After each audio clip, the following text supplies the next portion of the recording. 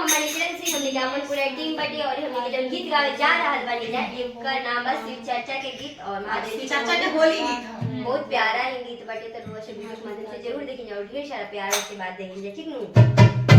आए आइए फागुना लेके फागुना भोला के मने करा गइले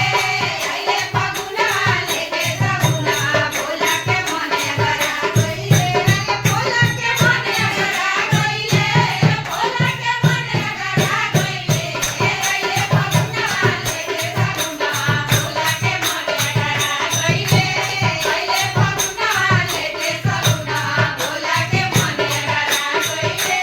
भोला के मने करा गइले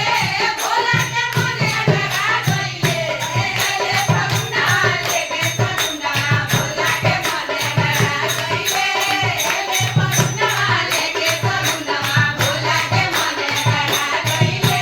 सुनाए पार्वती मन मोरा भक्तिया सुनाए पार्वती मन मोरा भक्तिया भगिया गातुआ पिसाई दे भगिया गातुआ पिसाई दे आइए फागुना लेके फागुना भोला के मने करा गइले आइए फागुना लेके फागुना भोला के मने करा गइले भोला के मने करा गइले भोला के मने करा गइले आइए फागुना लेके फागुना भोला के मने करा गइले आइए फागुना लेके फागुना भोला के मने करा गइले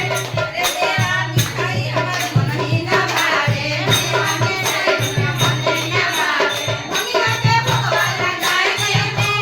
भगिया के भगवा लगाई दे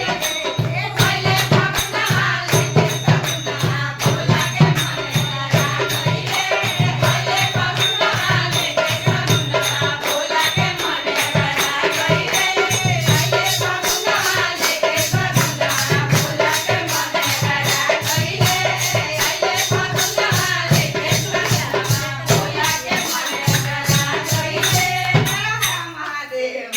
जय हो महादेव जी के हैप्पी होली हैप्पी होली महादेव जी